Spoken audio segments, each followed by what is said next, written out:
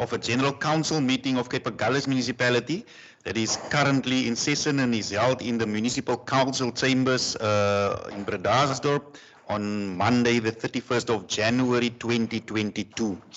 Net om insluitend te wees vir die Afrikaanse mense wat ook inskakel van oral, kennis geskied hiermee van die algemene raadsvergadering van die Agulhas Municipaliteit wat vandag maandag 31 Januarie 2022 gehou word in die munisipale raadsaal Bredasdorp. So ek gee onmiddellik oor vir die voorsitter en die speaker van die munisipale raad, raadslid Derrick.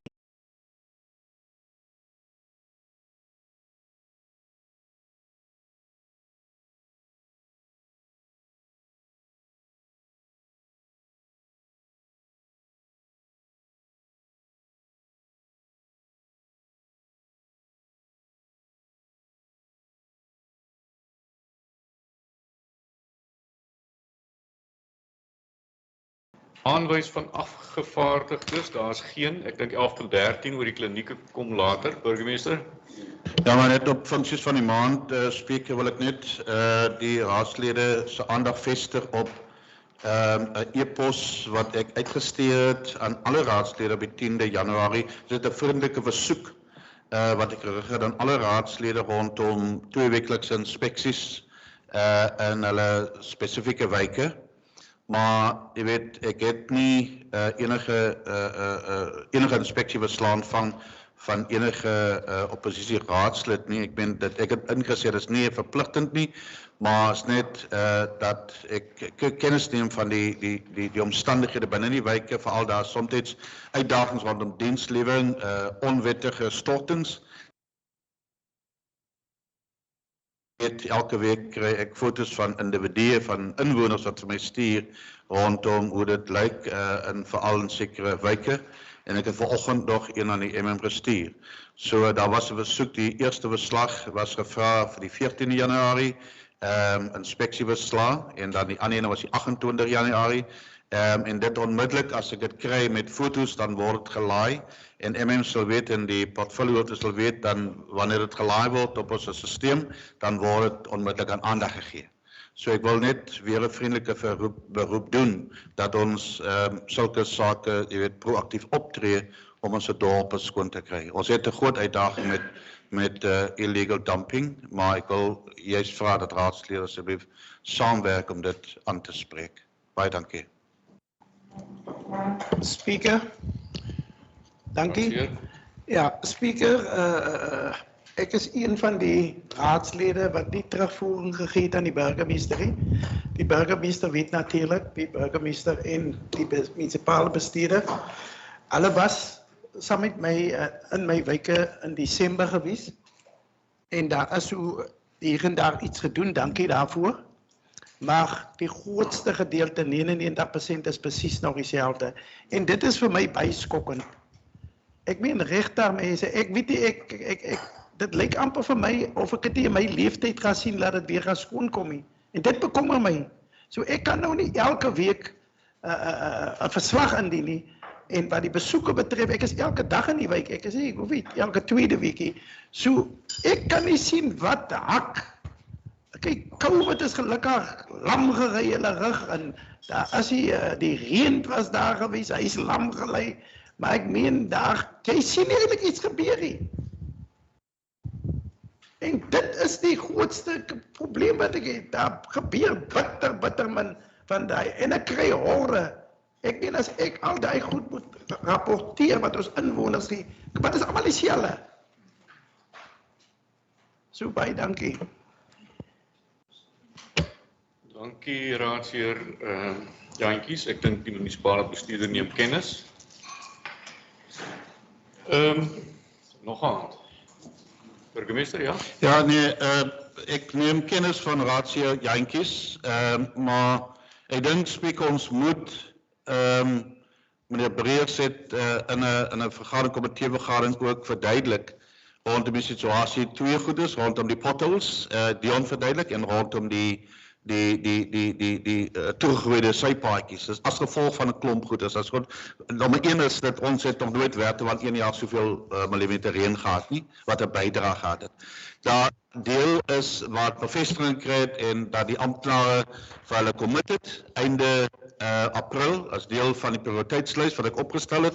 Einde April is al die portals reggemaak. Dit was die commitment wat ek gekry het van die amptenare af en ook dat die dorp skoon sal wees. Ek is ook bekommerd daaroor en elke week word daar teruggegee aan Tracy en MM rondom die skoonhou van die areas. Maar ek wil vra dat ons raad die amptenare help. Ek het verbygegaan Oudmeeleweg en ek het 2 weke terug juist gevra deur die portefeuillehoof dat spesifieke plekke deur meneer Breers aandag. Meneer Breers begin nou van 'n kant af van die dorp. Maar as kyk soos byvoorbeeld by die toesangsentrum en by die Oudmeele daaronder by die containers het ek juist gevra dat is elke dag mense. Ek het ook van Golfstraat daar waar die kantoor is van landbou, dat is juist aandag aan sulke plekke en daar was onmiddellik aandag hier aan Oudmeeleweg. Baie dankie.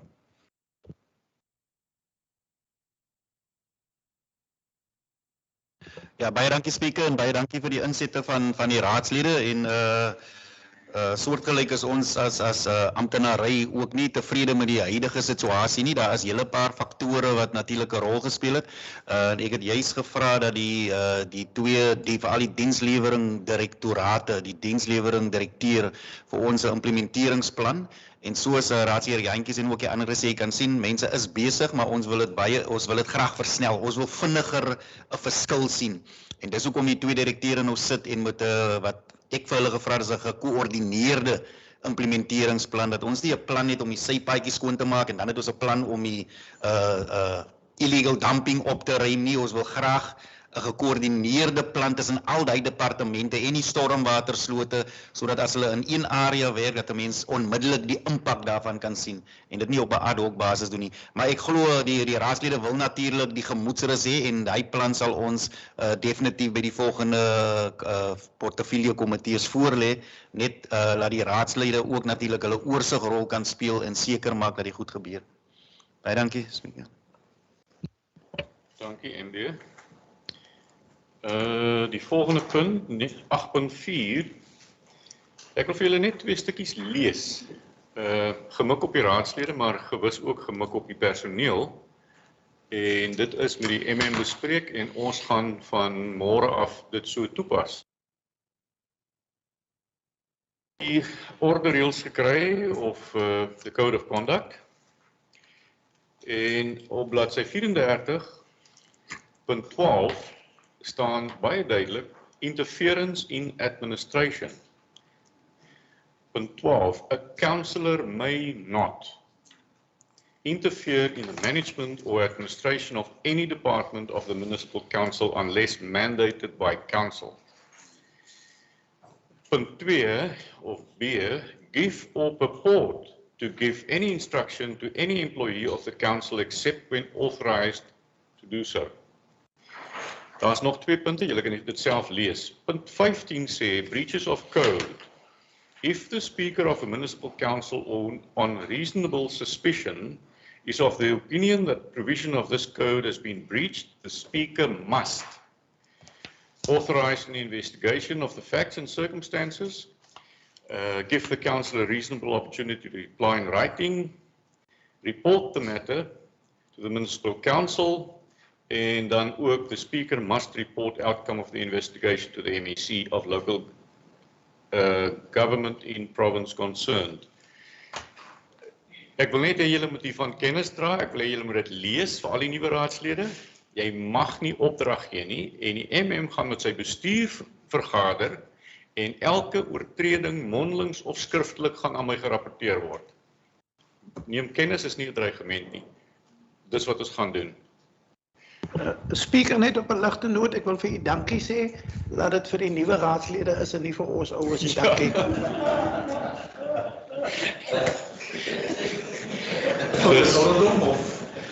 Speaker, ek wil net sê dat die oude raadslede moet ook comply. As die skoen pas, trek hom aan. Dis al wat ek vir jou sê. Maar ek het baie voorbeelde wat ek leer, ek gaan dit nie gebruik nie, maar as hy nuus kom, dan gaan ons mekaar daaroor bespreek. Baie dankie daarvoor. Punt nommer 9, terugvoering vanaf raadslede oor vergaderings bygewoon. Ek dink burgemeester was by die Salga vergadering, wil jy vir ons terugvoering gee? Voorzitter, ja, ek wil eintlik 'n volledige, ek wag net vir die finale notules, dan sal ek aan die raadslid voorsien. Maar ons was by Salka, die MM was daar en dan ook raadsdame Bettinus was daar nog in haar posisie as vorige PC lid. En ek sal volledig terugvoering gee rondom die nuwe bestuur en dis meer. En dit kan ek kon net aankondig dat daar was ook 'n nominasie en ek is ook gekies tot die PC. So ek sal volledige terugvoering gee rondom dit. Baie dankie. Dankie burgemeester, ons sien uit na jou verslag. Punt nommer 10, verklarings en of mededelings deur die uitvoerende burgemeester. Burgemeester is weer vir jou. Net so 'n paar punte van my kant af.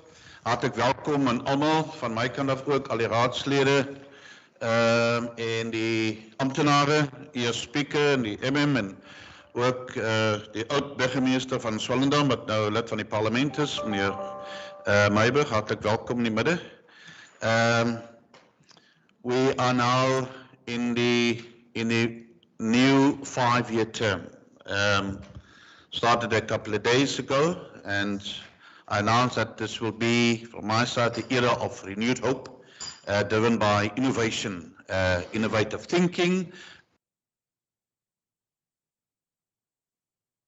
I want to plea and expect that regardless of affiliation, we as councillors will work together with a view of establishing a new municipal culture aimed at nurturing the best results regarding service delivery in all our towns to all citizens and of our society in Cape Agulhas, within the borders of Cape Agulhas. We need to work together in an open and honest manner, respect in order to gain trust and respect amongst us as public reps. Stronger together, we will work for us on our journey as we enter this new term.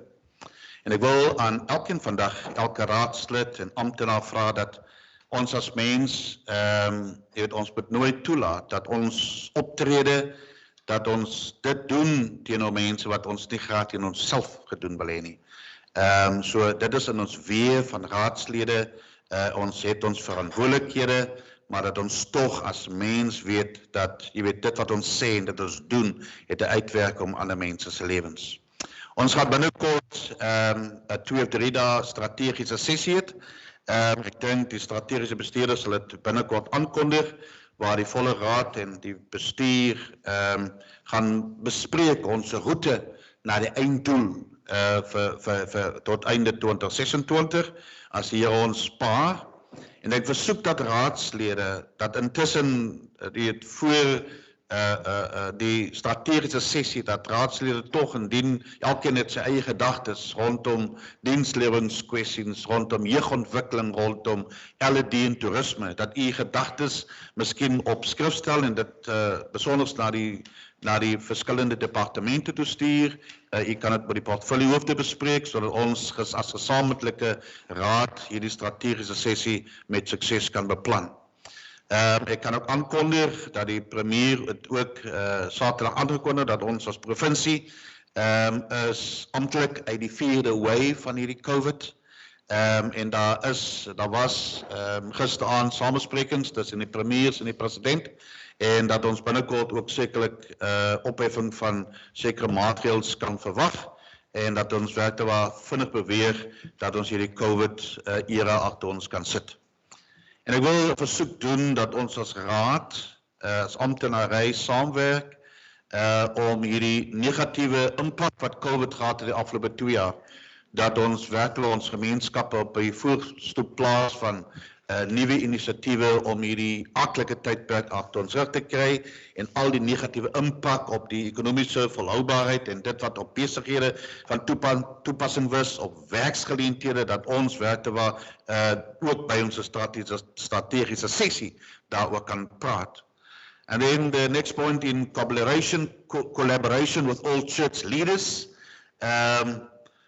I, under the Office of the Mayor, plan a memorial service to honor the memory of all loved ones who died during this difficult, very difficult period. Additional information will be shared with all the councillors in the weeks to come.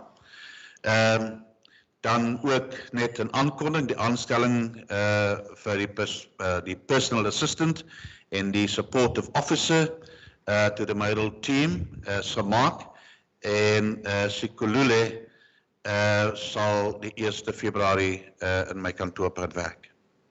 Ek sal ook in die volgende week of 2 werk te waar mense aanmoedig in Agulhas om deel te neem, om aansoek te doen, die strukture, die regte prosesse, because it's the era of renewed hope through innovation, dat ek innoverende mense binne Agulhas wil mobiliseer om op come-off te dien, de Agulhas Municipal Advisory Forum, dat ons werkte waar mense kry om ook die raad en ook vir ons te kan lei. Ek het het genoem die triple T span, the think tank team, but binne Agulhas is daar so 'n forum gewees, die come-off, Agulhas Municipality Advisory Forum, en dat ons mense werkte waar 'n paar mense wil insluit, want nasionaal ook provinsiaal vra dat ons die mense insluit in die dinge van die munisipaliteit.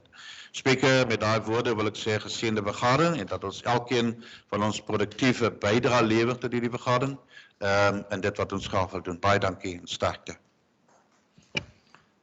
Dankie burgemeester. Ons is intussen vermaan dat die dra van maskers is verpligtend. Asseblief sit julle maskers op, ons word uitgesaai baie wyd.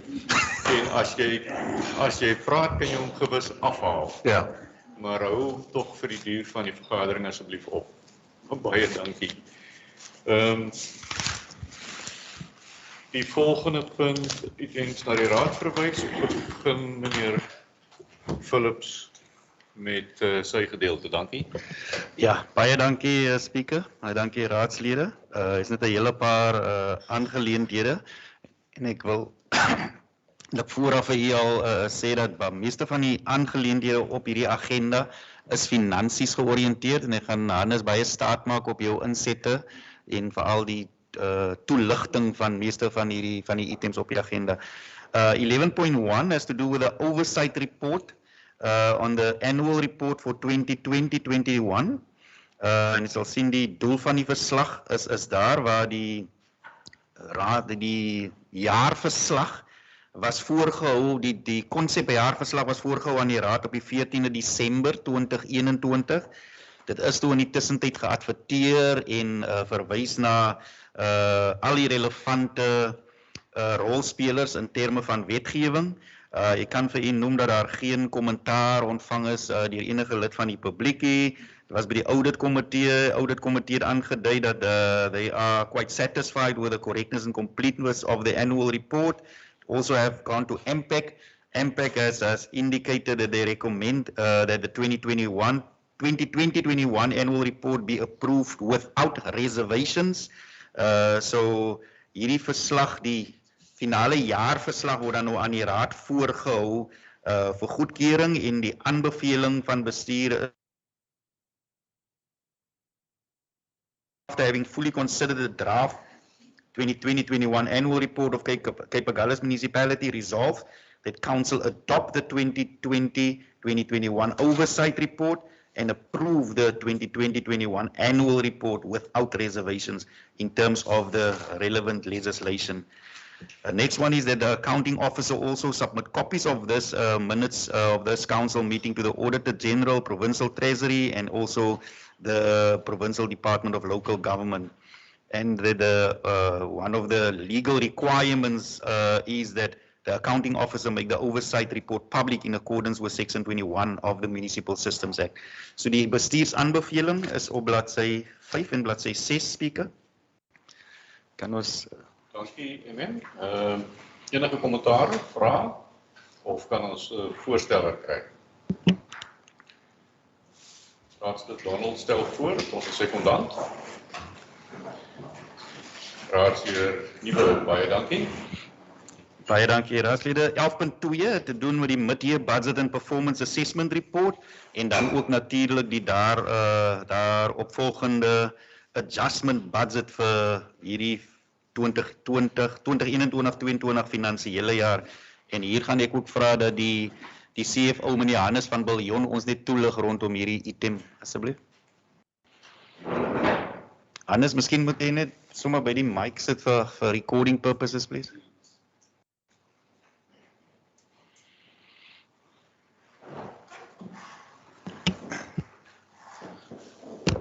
Thank you, Mr. Speaker.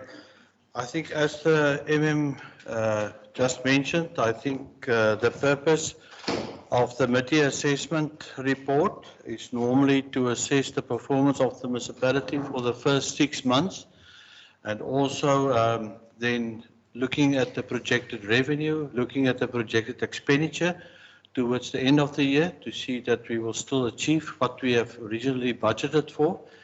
And if any remedial action to correct or to get us in line with what is in the budget, then also based on this report normally then make recommendation for the adjustment budget.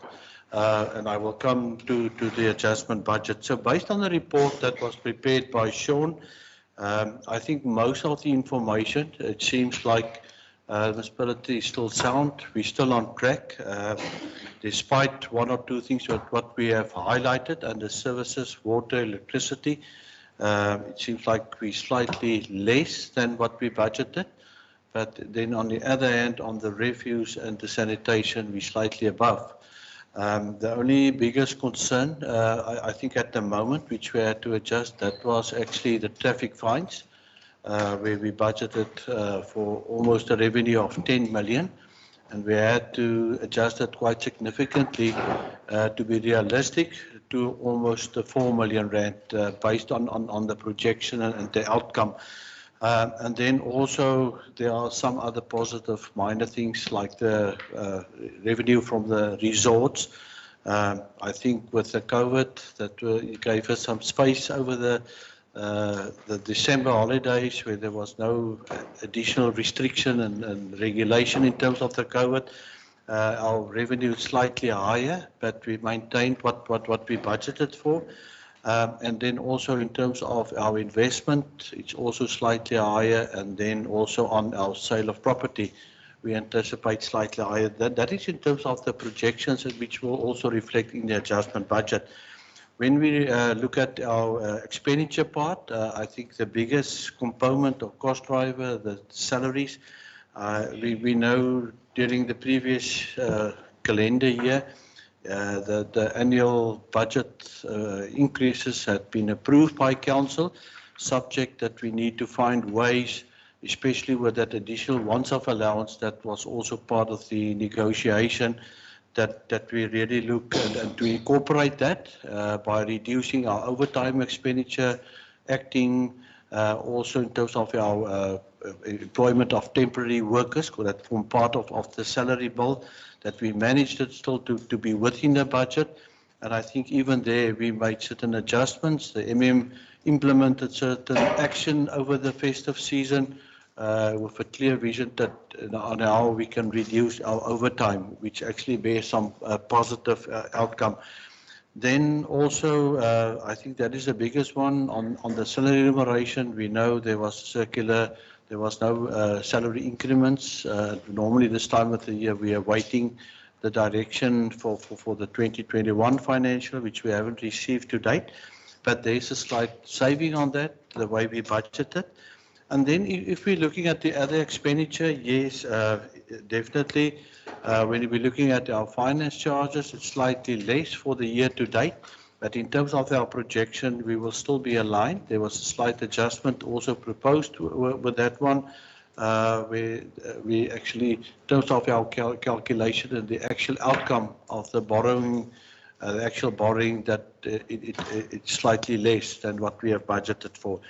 Then also in terms of the other revenue, I think for this time of the year, we more or less aligned to what is in the budget. Then coming to the biggest thing, I think, for all of us that relates to service delivery, that is on the capital budget. I know we almost budgeted for 30% for the year to date. We slightly underperform on that, although there's a lot of commitment already in the pipeline. And the biggest one that had an effect on our expenditure was actually projects that's been funded from the MIC. We already reported to the MIC.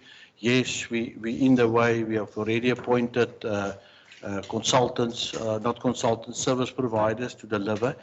And we quite gemakkelijk, as ek het so kan sê, comfortable that we will achieve. Although the MM already, from management point of view, we want to put strict monitoring and oversight controls in place. The way we're going to monitor it for the remainder of the year. But we're positive, of course. I think the bulk of it is from infrastructure. We spent almost 86% of our capital budget on service-related issues. So I think the director gave us that assurance that we will drive the process and we will make sure that we will achieve that as well. So that in a nutshell, when we're looking at our mid-year assessment, obvious from these recommendations, it also filtered through now our adjustment budget. And I think what we normally do is based on that report that was submitted to the mayor, who have the oversight role and to ensure that we keep within the budget framework what was budgeted for.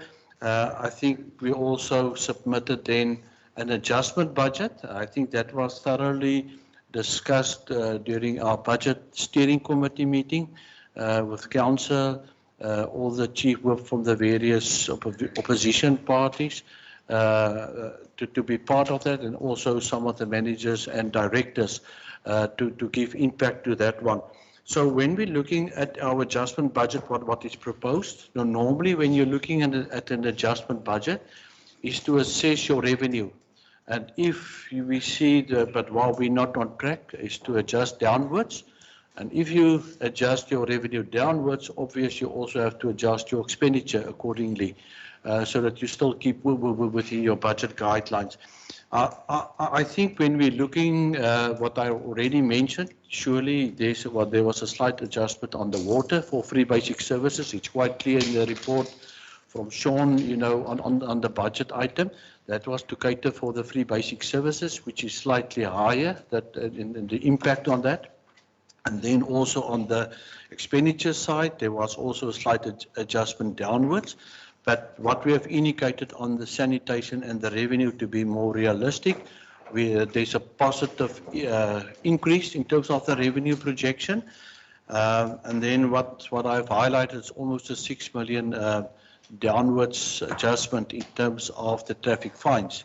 But together with the traffic fines, the expenditure that is linked to that is normally your debt or provision for debt impairment, and that we also adjusted downwards with just about 3 million rand, and that is based on normally your recoverable trends, and then we adjusted that downwards.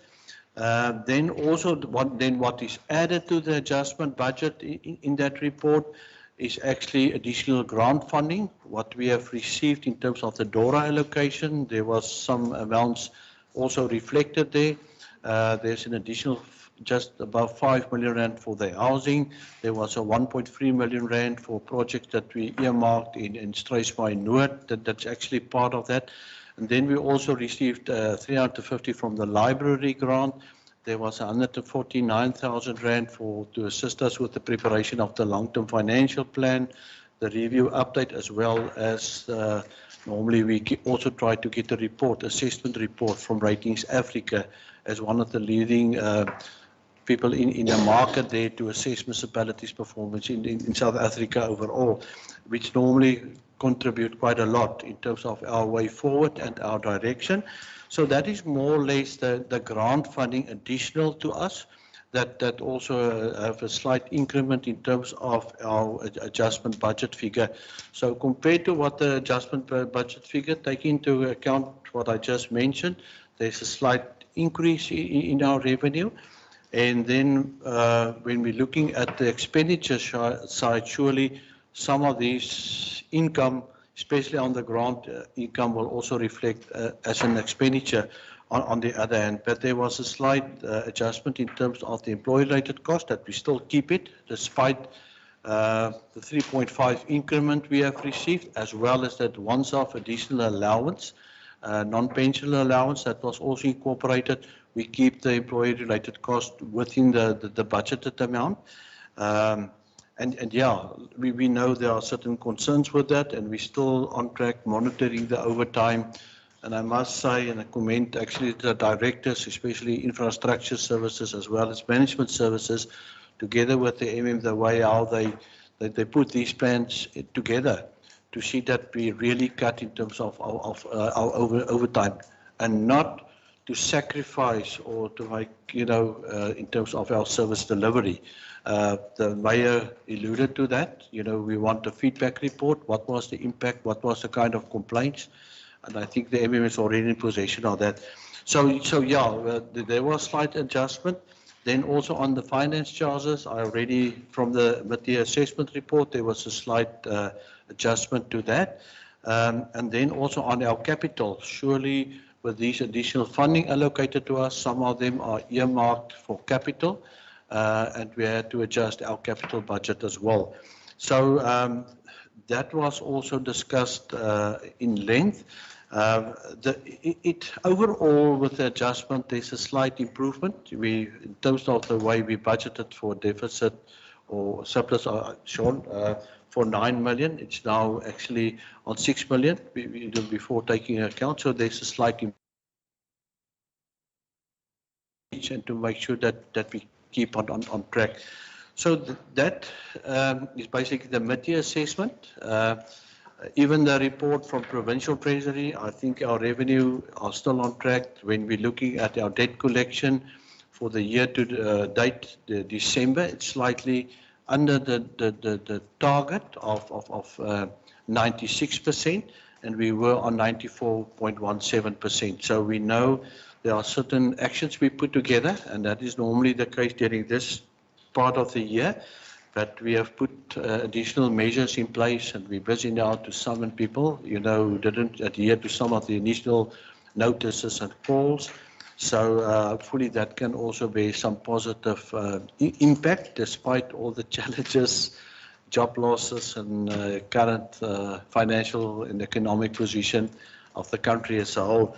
So that is the most important driver. I think if we look at our cash reserves at the moment, it's still sound for this year, for this time of the year, and even our revenue in terms of our investment is slightly higher the way we anticipated. And I believe now, although in some instances it seemed as a negative with the interest rate 0.5 basis points that increase, it's also to the benefit looking at our cash reserves where we are.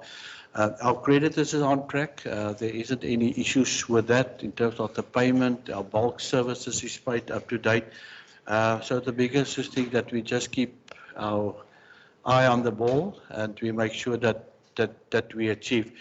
So the recommendation is there, Mr. Speaker. I think if there's any questions, further questions, but I believe the reports had been discussed during the Budget Steering Committee. But yeah, I'm confident that the information we submitted is actually then there for Council to consider for approval for us to continue. Yes, thank you very much, CFO. I think that's a very comprehensive explanation and a clarification of a number of matters from any of the councillors before we go on to the management recommendation, Speaker. Meneer burgemeester, jy kan maar kommentaar lewer. Baie dankie, Speaker.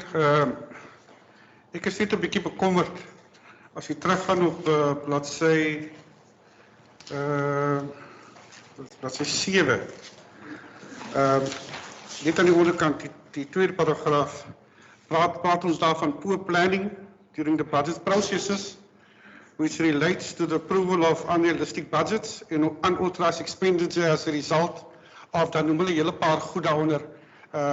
Ek is net bekommerd daaroor dat ons bestuurders nie van die begin af die regte beplanningprosesse in plek gehad het nie, en dat hulle nie hulle werk gedoen het in terme van beplanning en dan ook die uitvoer van hulle planne nie, en dit het bygedra tot die adjustment budget se proses. Ek is baie bly oor die corrective steps wat die munisipale bestuurder wel aan die onderkant ingevoer het, en ek glo dit kan werk, maar ons moet ons as bestuurders sensitize in terme van dat hulle die correcte beplannings doen en dan ook werk volgens hulle beplannings. Dankie.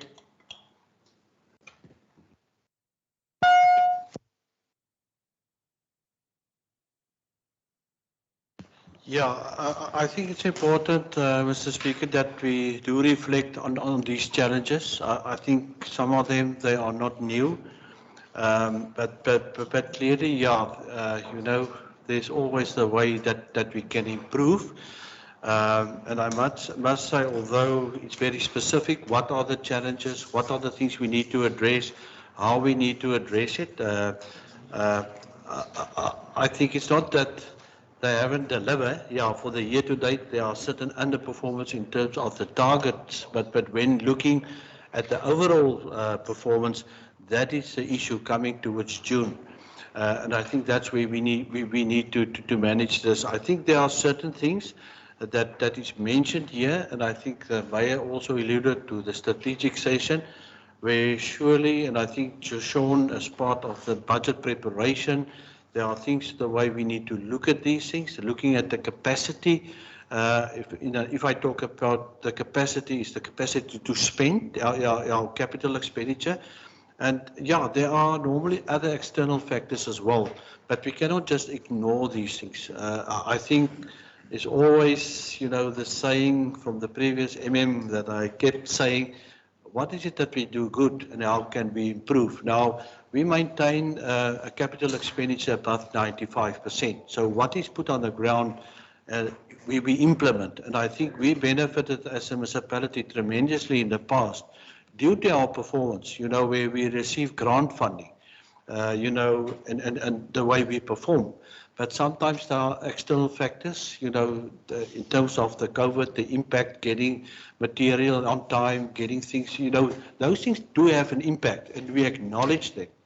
But what we're saying through this is that we need to improve it. And I think that's what we're saying. Going into the budget process, we need to assess it and to make sure that what we put in the budget is that we will be able to implement. And I think we can have more discussion on this, but it's not to say we're still positive. I think from the report that what Sean have indicated, and from the assurance from the managers that we will still be able to implement. Although we're slightly under, there's already a lot of commitment, but it's not things that we can ignore. It's a reality, and if we can improve, then we have to improve. But I take note of the Deputy Mayor, what they have indicated here, and I'm glad, you know, these are the things that we need to interrogate, that we need to apply our oversight monitoring role.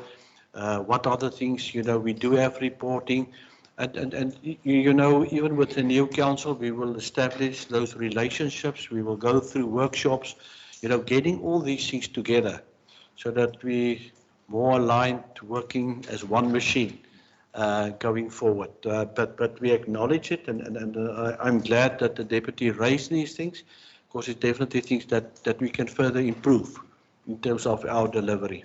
Thanks. Thank you, Hannes. Any other comments, questions? Dirk. Dankie, Speaker. Net twee vragies. Vir Hannes, kan die CFO miskien vir ons sê wat 'n presentasie van ons bemagtigingsfonds is reeds gespandeer? Dis die een. Die ander een het anders vir ons terugvoering gegee van ons betaling aan ons contracteurs, klein contracteurs. Ons is op datum binne 30 dae. Ek dink tog, ek weet, is baie gevalle wat mense kom kla, weet hulle wag lank vir hulle geld. Nou ons weet hoe moeilik dit is in hierdie tyd vir al die entrepreneurs. En ek wil regtig ware op 'n beroep doen en ek glo wat anders hulle sê. Maar hulle moet uit hulle pad uit gaan vir ons klein entrepreneurs. Ons kom nog later in die vergadering by 'n ander punt waar ons gaan meer gesels daaroor. Maar ek meen die goed wat in ons verslae staan dat ons betaal binne 30 dae moet binne 30 dae geskied.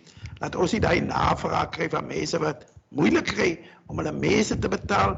Dit is nie net hulle mense te betaal nie, maar dit gaan ook, daai mense moet weer die munisipaliteit betaal. So dit is dit as ek kettingreaksie heilig. So dit is maar al wat ek net wil sê asseblief. Dankie Raadsheer. Ek dink die munisipale bestuurder is deeglik bewus van wat julle nou gesê het en teken dit aan. Burgemeester, wil jy? Ja, baie dankie, Speaker. Dit wat die onderburgemeester aangeraak het. Ek het vir die MM gevra dat ons by die 24ste verhouding van IBK dat 'n spesifieke verslag kry rondom die spandering van die kapitaalbegroting en wat Hannes na verwys het. Met ons was in baie jare die voorloper werte waar die provinsie rondom die spandering en daarom dus ekstra geld ingekry. Maar ons kom deur dips en ek het vertroue, daar was 'n kommitment van die direkteure af van die MM af dat die geld gespandeer sal word. Maar dat ons by die 24ste spesifiek verslag kan kry waar is die uitdagings nog en in spesifieke wat departemente en wat bestuurders. Baie dankie. Maar ons het die kommitment gekry van die direkteur. Dankie collega's, kan ons dan nou oeps, ja. Dit het nou nie my vraag beantwoord nie. Munisipale bestuurder, wil jy daarop reageer? Ja, ek weet die CFO kan jy miskien, ek dink as 'n spesifieke vraag van Raadsheer Jantjies oor die spandering op die bemarkingsfonds, het jy dit in die verslag? Ekskuus meneer Speaker, ja, ek gaan nie nou vir jy 'n presiese ding gee, ek wil ook nie 'n syfer gee dan as ek dalk verkeerd nie. Maar ek dink ek weet die bemarkingfonds is baie, die spandering van plaas soos wat baie van, as ek nou die Engelse woord kan sê, geleenthede, events basies plaasvind. Dit is gedrewe deur dit.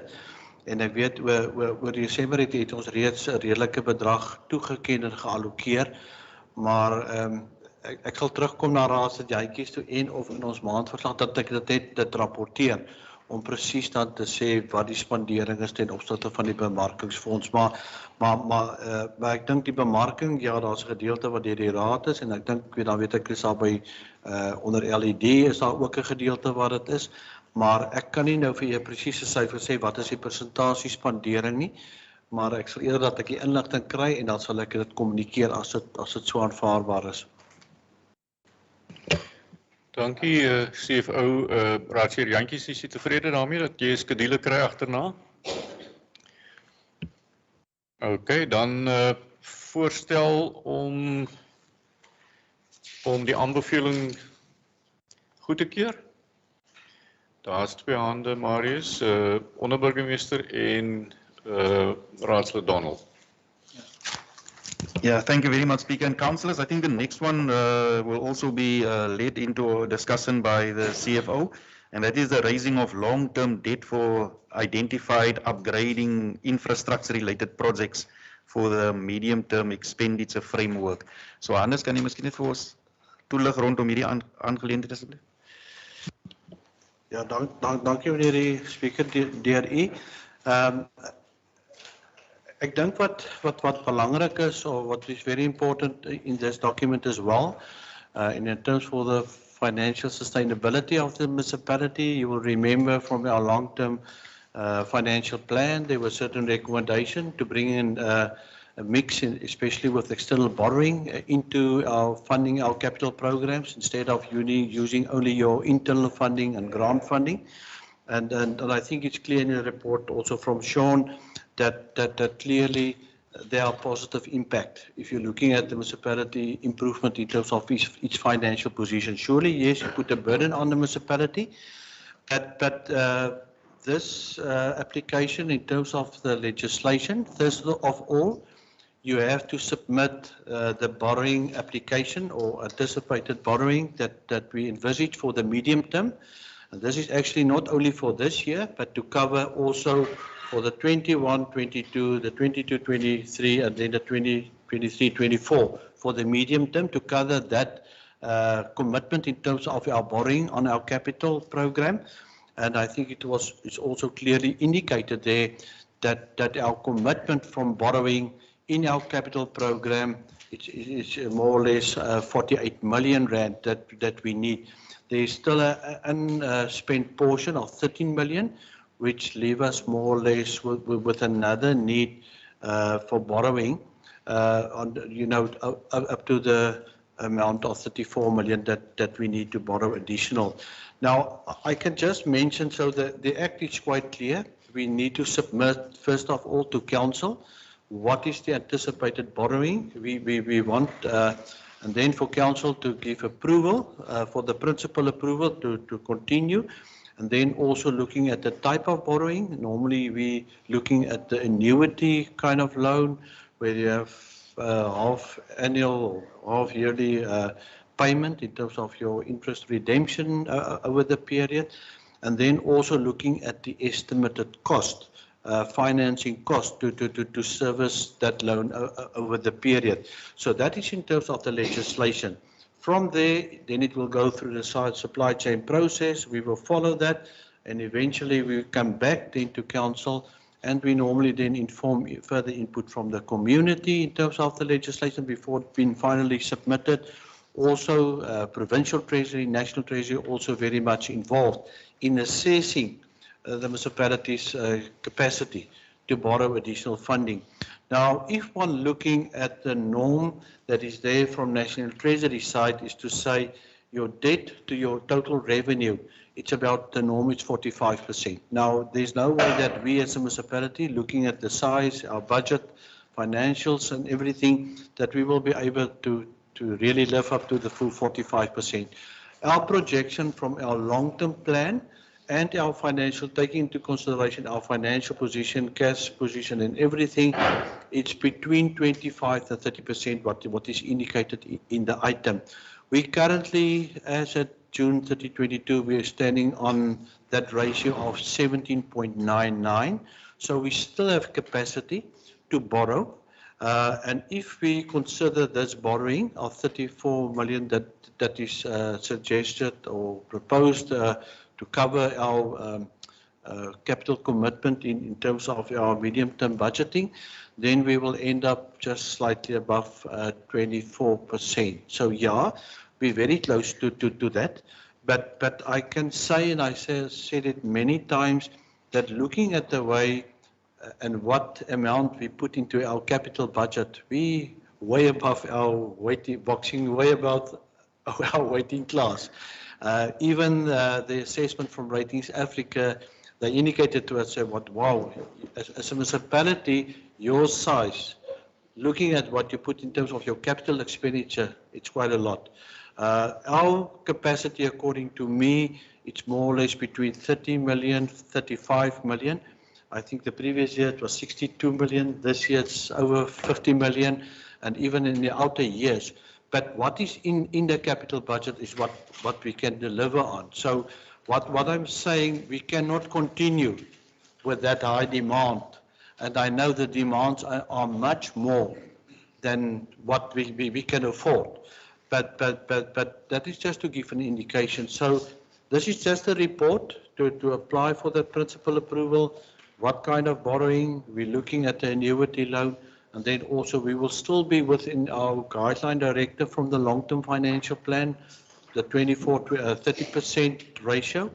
So I think it's just maybe, it's not to say it's just a normal process, but we still need to consider. But I believe if we be able to take up this loan, we're more or less close to our capacity limit in terms of borrowing. So surely then we will have to find other means and ways. And that's why it's so important, going into the next budget cycle to consider looking at our priorities, especially when it comes to expenditure on our capital programs relating to services. I know there's also quite a significant amount of grants we're receiving, and I think what we need to do is to expedite further and to see what we can do. And I think the level of our internal reserve, capital replacement reserve, only dedicated towards capital program, is at the moment more or less 37, which we want try to maintain and not really to dig too deep into that reserve. Although the projects funded from the reserve is almost 19 million as well, and we still try to maintain and sustain that level. But yeah, it's actually for council then to consider, but that is the information. It seems like from the estimated cost, the regional budget, if we apply for the 30 million, the total cost servicing that will be estimate close to just above 15 million. But we will just assess when we receive tenders and see more or less where we will pitch. I know with the previous year one, we really, in terms of, we could still bargain for a good rate. The environment is still there to borrow, and that was also the recommendation from Inca, the people assisting us with, with the long-term financial plan. The market is still there, although surely there is, definitely for the next 2 years, there will be ongoing interest rate increases. What they project, but I think we will probably still be able to borrow money at a fairly good rate, looking at our financial position as well. And then, Mr. Speaker, yeah, then there's the recommendation for it.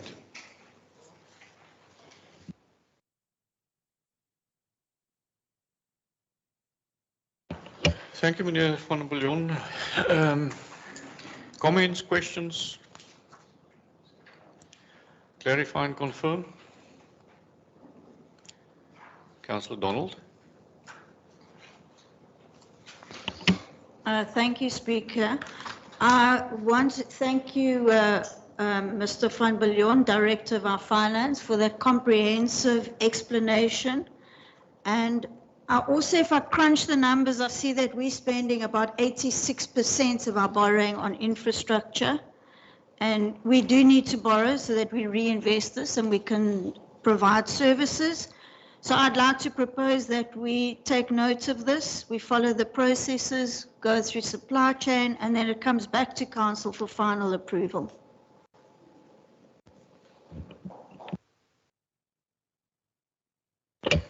Thank you, Councillor Donald. Any other questions or comments or input? Just a seconder for the... Do we have a seconder for that proposal?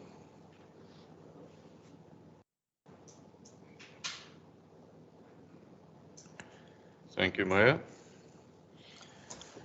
Yeah, thank you very much, Speaker. 11.4 has to do with the quarterly supply chain management implementation oversight report, and that is for the period ending the 31st of December. I think Council will know that we need to table the quarterly report to Council for approval or for notification, and this runs from the 1st of October until the 31st of December.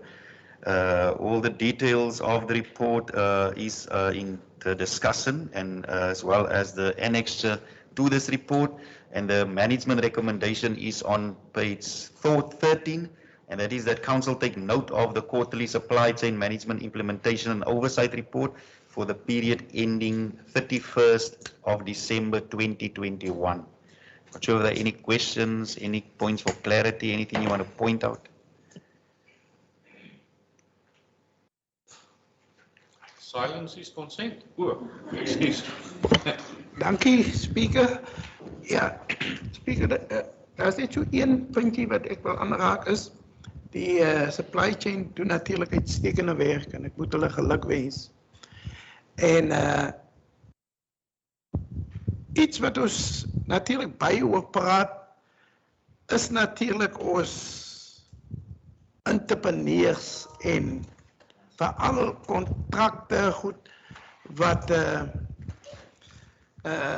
buitekontrakteurs kry, maar ons moet die proses volg. Hulle kan niks anders te doen nie. Hulle moet volgens die procedure wat daar is, moet hulle gaan.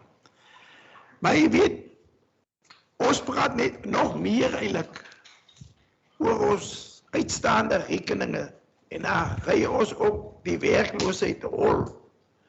Maar ons as 'n munisipaliteit moet ook iets probeer doen om geleenthede te skep daar vir die mense daar buite.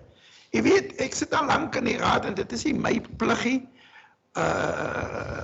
Die direkteure, wanneer hulle tenders so goed uitsit,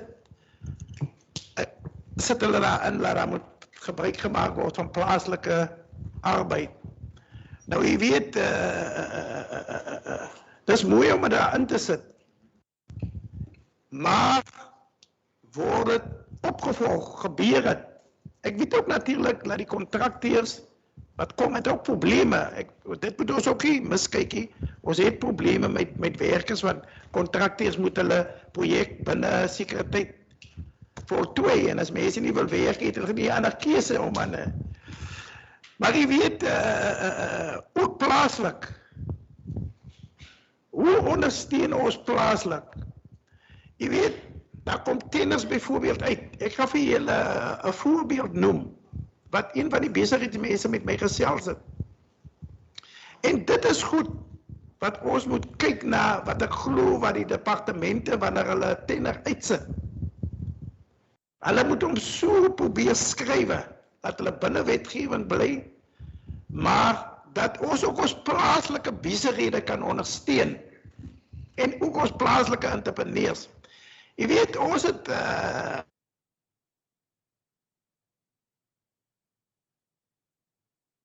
byvoorbeeld, ek gaan net 'n voorbeeld maak. Vir R10 was die projek gewees. En 'n persoon het R10 getender en 'n ander persoon het R8 getender. En hierdie persoon wat R8 is, dis mos volgens die supply chain, dat die goedkoopste tender moet die ding kry. Ek meen, dit kan ons maar niks aan doen nie. Maar die een wat R10 getender het, is 'n plaaslike kontrakteur. En die een wat R8 getender het, was 'n buitekontrakteur. En hy het dit gekry wat 100% reg is. Maar om daai goed hier in Agulhas te kry, het R5 gekos. Maar dit niks kos vir die plaaslike ou nie. So jy kan sien, die buiteou is baie duurder. Nou, dit is die goed wat moet gekyk word, dat ons plaaslike mense, die tender is nie volledig geskrywe, reg geskrywe, tot die eindproduct hier by die municipaliteit is nie. Dis net een voorbeeld. En dit is die goed wat ons moet daar kyk. Ek meen, dit is, dat help nie die man wat tender, maar die proces is nie afgehandel nie. Hy moet nog gehaal word daar. Dat is net een voorbeeld, dat is een. So, ek wil hê van hierdie projekte goed, as ons plaaslik, ons kan nie verwag ons besighede, moet die agterraak met hulle rekeninge, as hulle niks besighede kry, ook van ons, ek praat nie net van die municipaliteit, die ander mense moet ook ons plaaslike besighede ondersteun. So dit is maar net wat ek wil noem. Ons moet alles te kyk, die tenders so goed moet anders te geskryf word, binne wetgewing, nie buite wetgewing, om ons mense te akkommodeer nie. Maar laat van die geld, die grootste gedeelte, of nie die grootste gedeelte, sekere gedeelte, in Agulhas bly, daar kan ons groei. En dan kan ons mense hulle rekenings betalen goed. So dit wil ek maar net hê, ons moet kyk in die supply. Maar laat hulle goeie werk doen. Hulle doen het streng volgens wetgewing. Maar as daar ander manne wat, ons moet allemaal saamwerk as die departemente, om die ding so te skryf, laat ons nie op die ou ene meer betaal nie. Dankie. Dankie, raadsheer Jantjies. Ek dink dis 'n algemene sentiment. Ons wil die geld binnehou, ons wil hier werk skep. So Ek dink ons neem kennis daarvan. Baie dankie. Ja, speaker, ek wil sê dat dit daarom nie gebly net by sentiment nie. Ons het nou al redelik proaktief opgetree in die verband. I think the manager of local economic development het al klaar 'n draft of 'n konsep beleidsraamwerk op die tafel gesit. Ek sê, jy sal onthou, dit was voorgelê aan die raad, ek dink Oscar op die 14de Desember. Die vorige raadsvergadering, maar dit word nou verwys na 'n werkswinkel, want soos raadsheer Jantjies gesê het, daar's heelwat tegniese aspekte veral rondom die implementering van die preferential procurement policy, en ons sal graag die insette van raadslede en veral die insette van die projekbestuurders sal ons graag daar wil inkry. Oscar het dit nou al hulle kommentaar aangevra, so ons sal eersdag so 'n werkswinkel hou, want uit die aard van die saak wil ons graag meer geleenthede vir ons plaaslike entrepreneurs fasiliteer. Baie dankie. Dankie MM. Ons neem kennis daarvan, soos versoek. Kan ek nou vra dat ons net eers nou vir meneer Strauss kans gee om homself bekend te stel. Goeiemôre meneer Strauss en baie welkom. U is welkom om hier voor by ons te kom staan.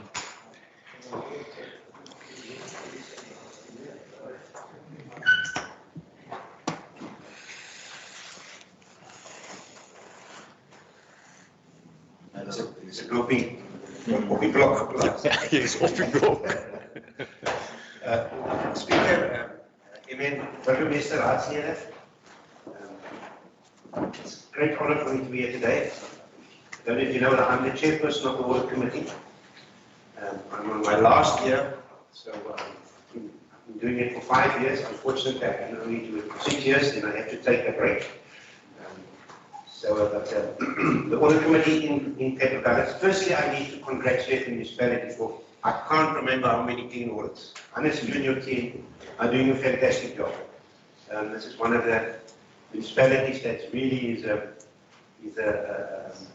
for me, that look after governance in a lot of places. It's really one of the best. And so congratulations on the umpteenth team audit, Hannes, you and your team, and Mr. Meyer. That's where you speaker. Just the audit committee itself consists currently of 3 members. Our job is to do oversight for governance, oversight in terms of the MFMA. We have been asking for a 4th member. Our charter does make provision for that, so that the ads are running. So if you're just struggling sometimes with the quorum, it's just, 3 is just not enough. Our oversight function includes looking at internal audits. The internal audit functionally actually reports to us.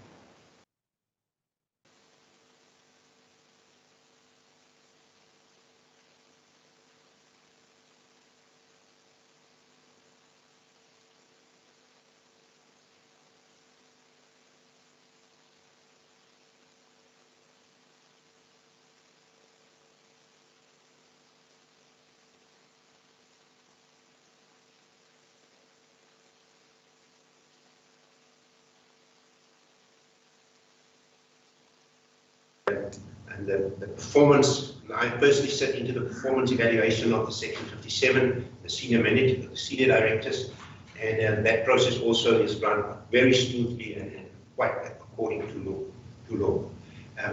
I'm a citizen of Cape Agulhas. I live in Struisbaai. I was in Cape Town. I've only got one toe in Cape Town and the rest of my body in Struisbaai, especially when it's hot like this. I spoke to my friends at 40 degrees in Liverpool today, so I don't want to be there. I'd rather be here. Much better to be here. So, but from my side, the audit committee side, good luck to the new council. In your next 5 years, your term in the next 5 years, new councillors, welcome. And be for sure, my door is definitely open if there's anything that you need from my side. I will give feedback to the MACO before my term is over. And I am very comfortable that this municipality is, from a council perspective as well as from a management perspective, in very, very good hands. Thank you, Mr. Speaker.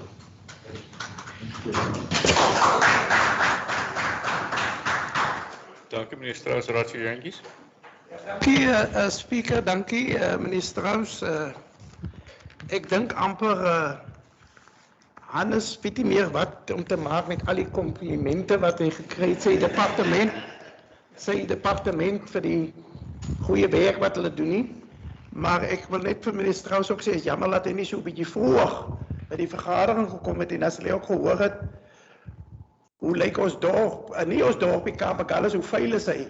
So hy's glad nie so goed. As ons wil hom so kry, soos hy in sy auditverslag. Kyk, Dakka sê, dat ons is regte top municipaliteit, maar dan moet dit bitter baie gedoen word aan beide kant. Baie dankie. Dankie raadslid Jantjies. Jy word verskoon, maar jy is welkom om by die vergadering te sit as jy nog wil. As jy, behalwe as jy wil gaan visvang. Speaker. Ekskuus tog. Nee, baie dankie net van my kant af ook, Speaker, DE aan die Stras, baie dankie vir jou insette, vir die manier en vir jou commitment, en vir die liefde en die passie waarby jy jou werk doen. Het is eintlik 'n hartseer saak om te luister, jy weet, is nou jy nader na die einde toe, dan gaan jy breek vat. Maar jy weet, jy is nog so jong, jy is nog, ek groei nog deur my hare. Maar baie dankie, moet ek jou sê, vanaf die begin wat ek vir jou geleer ken het, en ook op distriktvlak, ek dink daar die verbintenis en die samewerking en die verstandhouding tussen jou en die Kaapagalles munisipaliteit, ek dink dit is uitstaande, en ek wil vir jou baie dankie sê en vertrou dat ons ook die tydperk wat oor is met jou sal saamwerk. Kaapagalles doen goed, en daar is uitdagings, ons weet in enige plek is uitdagings, in die land is daar nog groter uitdagings, maar ja, baie dankie net vir